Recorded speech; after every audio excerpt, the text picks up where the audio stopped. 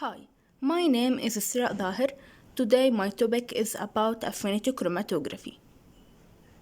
The content of this presentation, I will talk about introduction of chromatography in general, the different aspects of affinity chromatography, the principles of affinity chromatography, the procedure, the application, and finally the advantages and disadvantages of affinity chromatography. Chromatography in general is a physical method or laboratory technique used to separate a certain molecule from a mixture of molecules. The setup of a chromatography is the same in all types. We have two phases. The stationary phase, it is immobilized phase, and mainly it is a solid phase. And the mobile phase, mainly it is a liquid phase that will flow over the stationary phase. We have many types of the chromatography and they differ in the mechanism of separation. We have the adsorption chromatography, partition chromatography, ion excretion, ion bearing chromatography, and the molecular exclusion chromatography. And today I will talk about the affinity chromatography. Affinity chromatography is one of the most diverse chromatographic techniques, and we have many applications for the affinity chromatography. It is used to purify a certain molecule from a mixture of molecules. And the most application used for the affinity chromatography is the protein purification. The mechanism of separation that is used in affinity chromatography depends on the high affinity between the target molecule and a compound known as the ligand.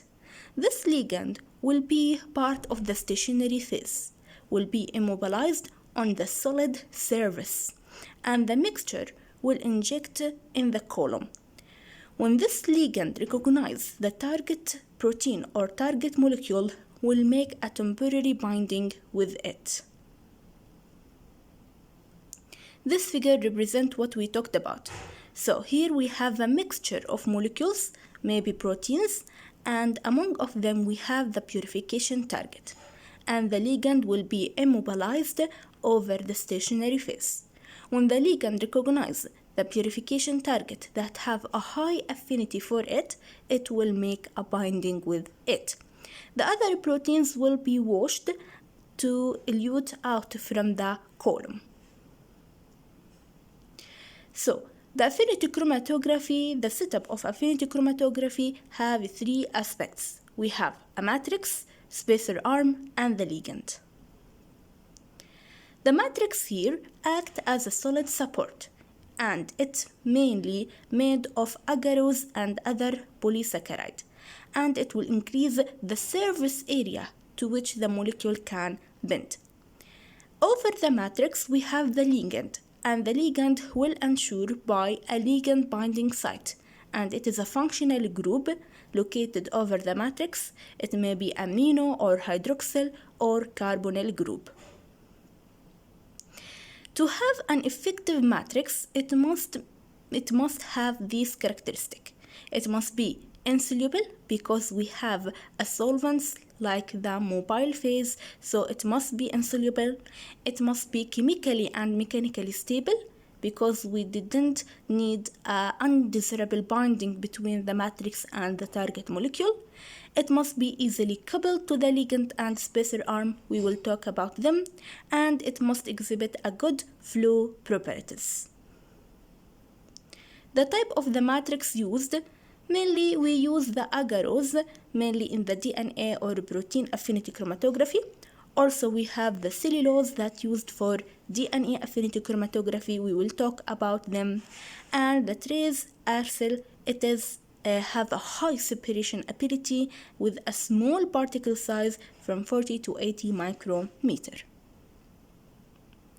Number 2 is the spacer arm, and the spacer arm here act as inhibitor for the overlapping that may happen between the target molecule and the matrix.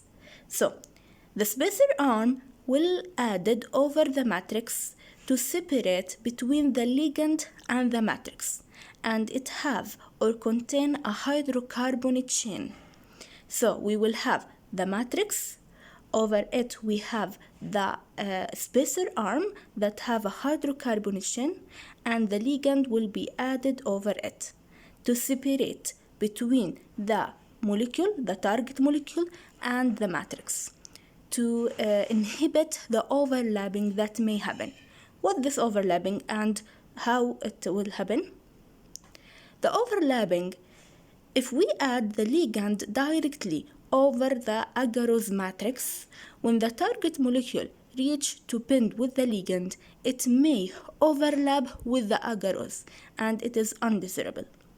So we add the spacer arm between the ligand and the matrix to separate between them, to separate between the target molecule and agarose and inhibit this overlapping.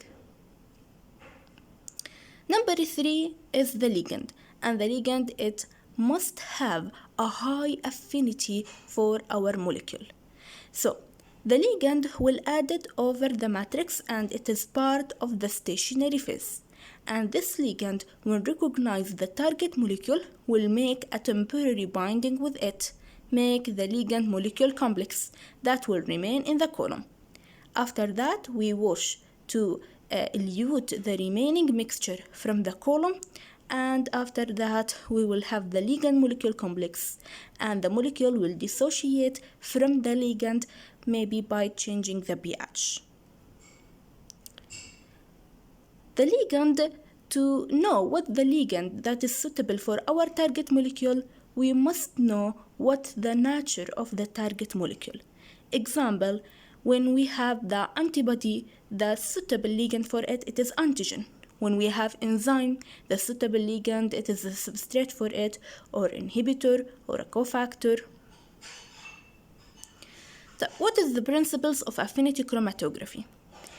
We know the setup of the affinity chromatography. We have the matrix that mainly made of agarose and polysaccharides.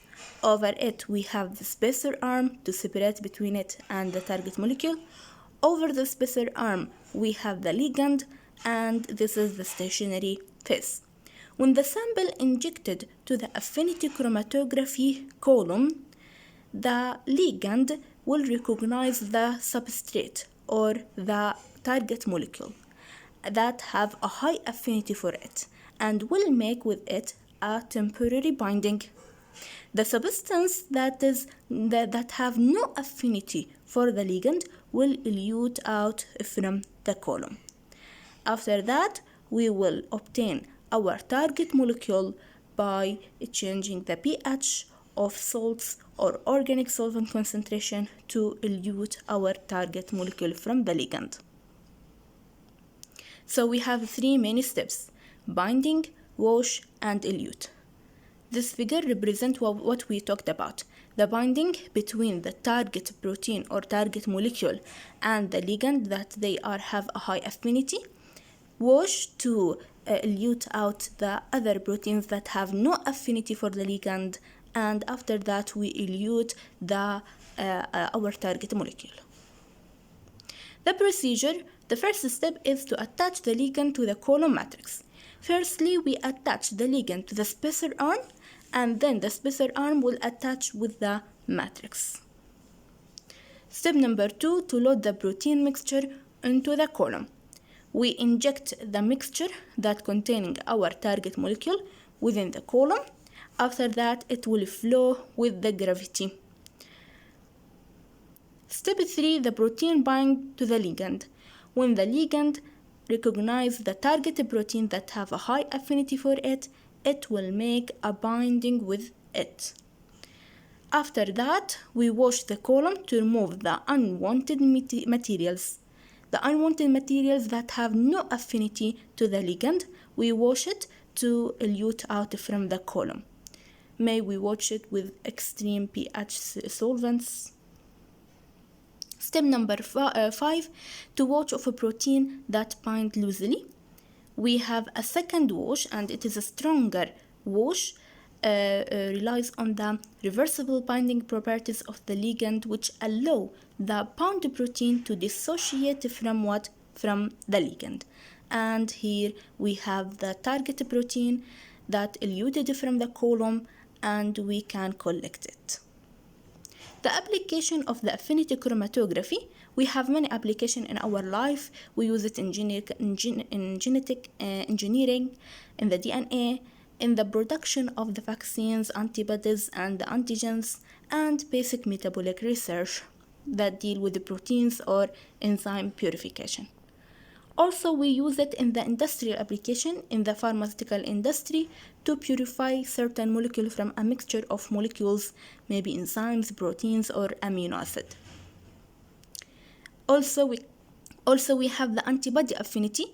It is immune affinity chromatography that used to purify antibodies against a specific antigen. So the ligand here is antigen, like immunoglobulin, it is antibody, and we use a suitable ligand like antigen or bacteria or virus. We have many other applications: pregnancy test, allergy test, immune assay, kinetic studies, and qualitative measurement of substance or substrate. The advantages of affinity chromatography, firstly, we have many applications that is very important. It is extremely high specific because the ligand just have a high affinity for certain one molecule. We have a high degree of purity. The process it is very reproducible, and the binding site can be simply investigated. The disadvantages of affinity chromatography, firstly, it is expensive because the ligand it is expensive, and maybe the target molecule doesn't have a suitable ligand, so we have a leakage of ligand. The degradation of the side support because it is a matrix, it is agarose like a gel, so it is easily degraded. The limited lifetime and non-specific adsorption. These the references, and thank you for watching.